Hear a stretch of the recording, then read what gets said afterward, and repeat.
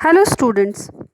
In previous video we started the chapter 5 when people rebel 1857 and after. उस video में हमने देखा था कि कैसे नवाब्स की जो पावर थी वो कम होती जा रही थी, सिपाहियों ने क्यों विद्रोह किया था, उनका जो विद्रोह था वो किस कारण था और कैसे उनका एक विद्रोह जो था वो पॉपुलर विद्रोह में या लोकप्रिय विद्रोह में बदल गया था। और विद्रोह कहाँ से शुरू हुआ था? मेरठ से शुरू हुआ था। मेरठ से शुरू होकर वो दिल्ली किस तरीके से सिपाही अपना विद्रोह ले शुरू कर रहे थे और धीरे धीरे आगे बढ़ गया था। The rebellion spread. अब वो विद्रोह जो था वो काफ़ी इंडिया के काफ़ी एरिया में शुरू हो गया था। After the British were routed from Delhi there was no uprising for almost a week. It took that much time for news to travel, then a sprout of communities began. जब दिल्ली पे लोगों का कब्ज़ा हो गया या फिर यूँ कहें कि ब्रिटिशर्स को हटाकर उन्होंने महाराज को वहाँ पर बहादुर शाह जफ़र को वहाँ का राजा बना दिया था, उसके बस एक वीक तक कोई भी विद्रोह नहीं हुआ था, क्योंकि उस समय एक जगह से दूसरी जगह न्यूज़ पहुँचने में थोड़ा वक्त लगता था। तो फिर जैसे जैसे ये न्यूज़ पहुँचती गई लोगों के पास और हर जगह से विद्रोह शुरू हो गया। Regiment after the regiment mutinied and took off the join other troops and nodal points like Delhi, Kanpur and Lucknow. जैसे जैसे लोगों को न्यूज़ मिलती गई वैसे वैसे रेजिमेंट्स, अलग अलग एरिया की जो लोग थे वो विद्रोह करने लगे और अपनी अपनी जगह से विद्रोह करते हुए नोडल पॉइंट मतलब मुख्य एरिया पर पहुंचने लगे। मुख्य बिंदु की जो जगह है जैसे कि कानपुर, दिल्ली और लखनऊ पहुंचने लगे. After them the people of the town and villages also rose up in the rebellion and rallied around local leaders, zamindar and chief who were prepared to establish their authority and fight the British. अब इतने time तक तो अब क्या हो रहा था कि जो सिपाही थे वो विद्रोह कर रहे थे, लेकिन धीरे धीरे जो विलेजर्स हैं और लोग जो वहाँ के रहने वाले वो भी विद्रोह करने लगे थे और उनका साथ जो देने वाले थे वो ज़मींदार भी उनका साथ देने लगे थे. अलग अलग एरियाज़ में अलग अलग लीडर्स थे जिन्होंने अपने एरिया का विद्रोह को लीडिंग किया था. जैसे नाना साहेब कानपुर में, वज़ीर कदर लखनऊ में उनकी जो मदर थी बेगम हजरत महल, उन्होंने मिलके वहाँ पर विद्रोह किया. झांसी में रानी लक्ष्मीबाई ने विद्रोह किया. इसी तरीके से Rani Avantibai Lodhi of Ramgarh raised and led an army for 1000 against the British who had taken over the administration of her state. Avantibai ने भी रिबेल शुरू कर दिया था 4000 सोल्जर्स के साथ में, और क्योंकि ब्रिटिशर्स ने उनका एडमिनिस्ट्रेशन अपने हाथ में ले लिया था. The British were greatly outnumbered by the rebel forces. जो ब्रिटिशर्स थे उनको इन घटनाओं की उम्मीद नहीं थी. They were defeated in number of battles. वो धीरे धीरे कई बैटल्स में हार गए. Many new leaders come up. अब ब्रिटिशर जैसे जैसे हारते गए और उन जगह जगह न्यूज़ पहुंचती गई और लोगों का विद्रोह बढ़ता गया.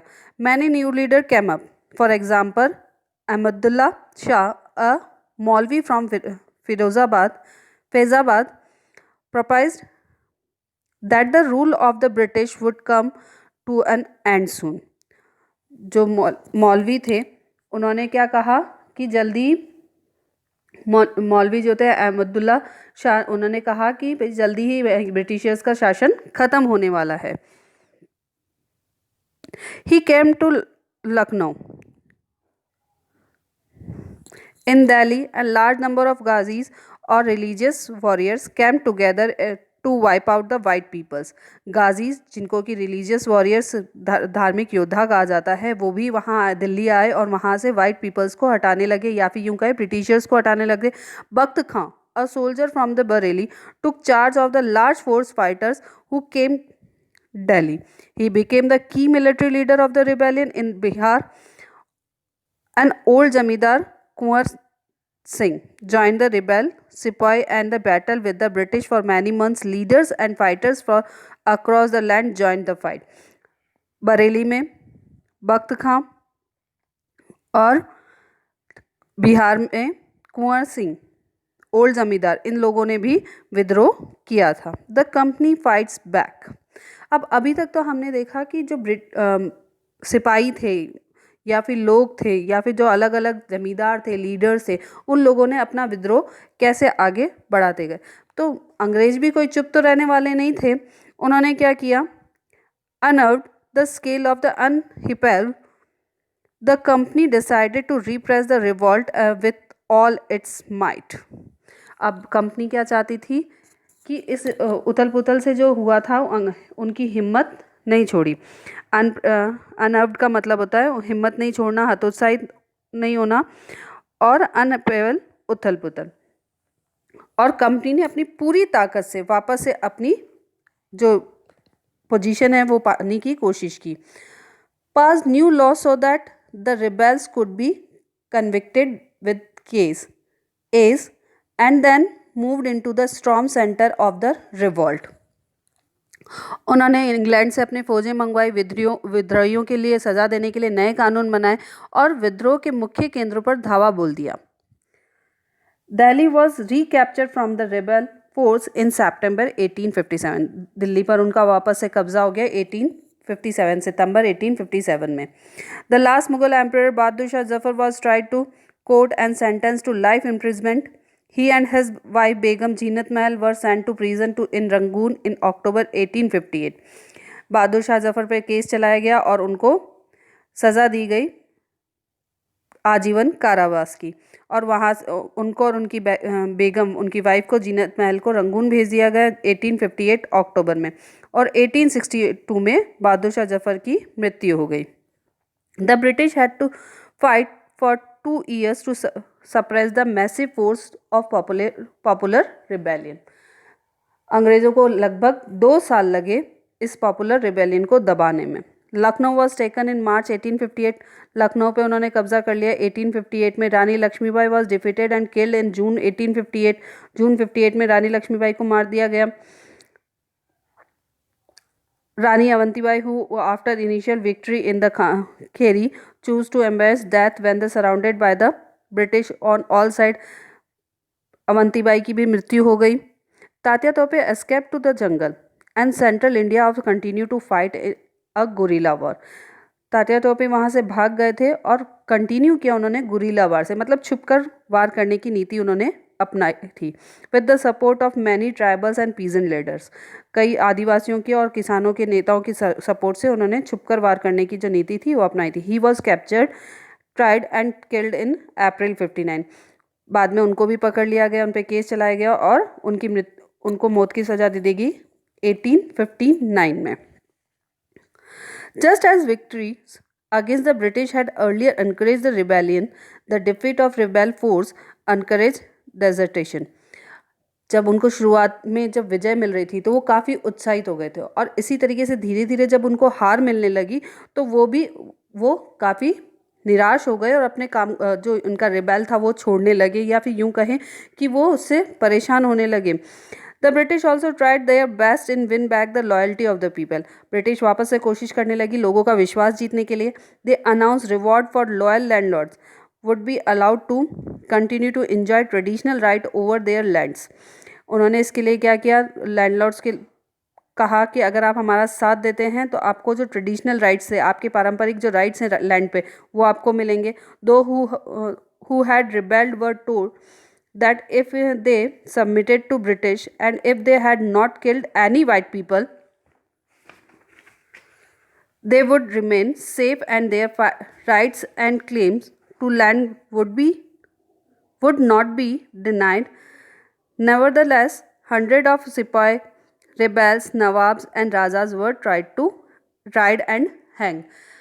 लैंडलॉर्ड्स के लिए कहा गया कि अगर आप हमारे साथ देते हैं तो आपको ट्रेडिशनल राइट मिलेंगे। इसी के साथ उन्होंने कहा कि अगर आप रिबेल थे लेकिन आप ब्रिटिशर्स के सामने हार मान लेते हैं या फिर सबमिट कर लेते हैं अपने आप को, या फिर यूँ कहें कि वो आप विद्रोह को छोड़ देते हैं और आपने अगर किसी वाइट पीपल को नहीं मारा, ब्रिटिशर्स को नहीं मारा है, तो यू वुड रिमेन सेफ, आप सेफ हैं और आपको आपके राइट्स वापस से मिल सकते हैं।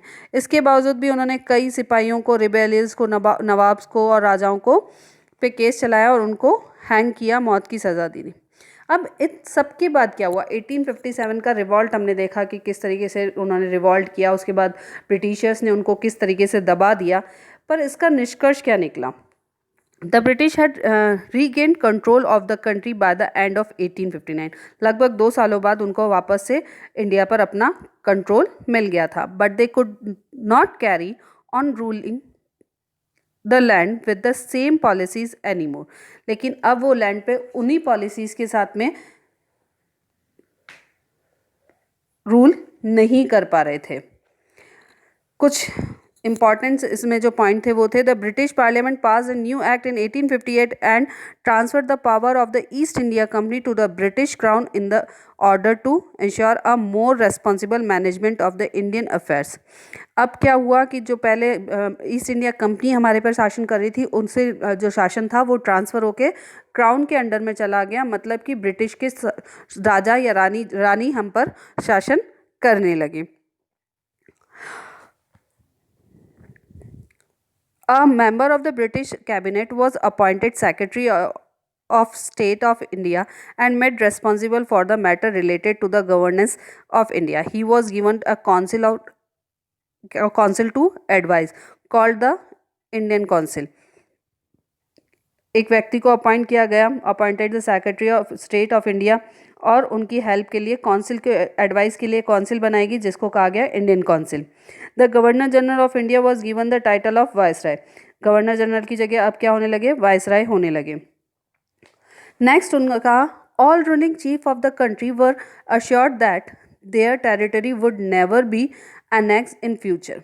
हर जो लैंडलॉर्ड थे या चीफ थे या मुखिया थे, उन लोगों को ये एश्योर किया गया कि अब उनकी जो टेरिटरी है उनको वापस से फ्यूचर में कब्जा नहीं किया जाएगा। They were allowed to pass on their kingdoms to their heirs including adopted sons. उनको ये कहा गया कि आप अपने जो किंगडम है वो अपने उत्तराधिकारियों को दे सकते हैं, इसमें आप अडॉप्टेड सन को भी इंक्लूड कर सकते हैं, जैसा कि उन्होंने हमने पढ़ा था रानी लक्ष्मीबाई को मना कर दिया था। बट उनको क्या करना होगा, लॉयल रहना पड़ेगा ब्रिटिश क्वीन के प्रति। Third, it was decided that the proportion of Indian soldiers in the army would be reduced and the number of European soldiers would be increase. अब फिर क्या किया गया, पहले जो इंडियन सोल्जर्स ज़्यादा हुआ करते थे, अब आर्मी में इंडियन सोल्जर्स का प्रोपोर्शन कम करके ब्रिटिश सोल्जर्स को या यूरोपियन सोल्जर्स को ज़्यादा बढ़ाया गया। इसके अलावा Awadh, Bihar, central India, south India की जगह गोरखा, सिख्स और पठान्स इस टाइप इस यहाँ से सोल्जर्स को रिक्रूट करने लगे, वहाँ से सोल्जर्स अपॉइंट करने लगे। Fourth, the land and property of Muslims was confiscated on the large scale and they were treated with the suspicious and hostility. जो मुस्लिमों की लैंड थी वो ज़्यादा से ज़्यादा उन्होंने अपने कब्ज़े में कर ली थी, संपत्ति ज़मीन जो थी वो बड़े पैमाने पर जब्त की गई थी, और क्योंकि उन्हें संदेह था कि शत्रुता के भाव देखा जाने लगा, और उनको क्या देखने लगा, संदेह और शत्रुता के भाव से देखा जाने लगा। The British decided to respect the customary religious and social practice of the people in India. British जो थे वो भारतीय सामाजिक रीति रिवाजों का सम्मान करने के लगे, लोगों के धर्म का सम्मान करने लगे। The policies were made to protect landlords and zamindars and give them security of rights over their lands. कुछ पॉलिसीज़ बनाई गई, नीतियाँ बनाई गई ताकि भूस्वामी, लैंडलॉर्ड्स और ज़मींदारों की जो अधिकार हैं उनकी रक्षा हो सके। ओके, ये था हमारा चैप्टर 1857 एंड आफ्टर। 1857 का जो रिवॉल्ट था उसका वो और उसके बाद की क्या स्थिति थी। So do the exercise and read it again.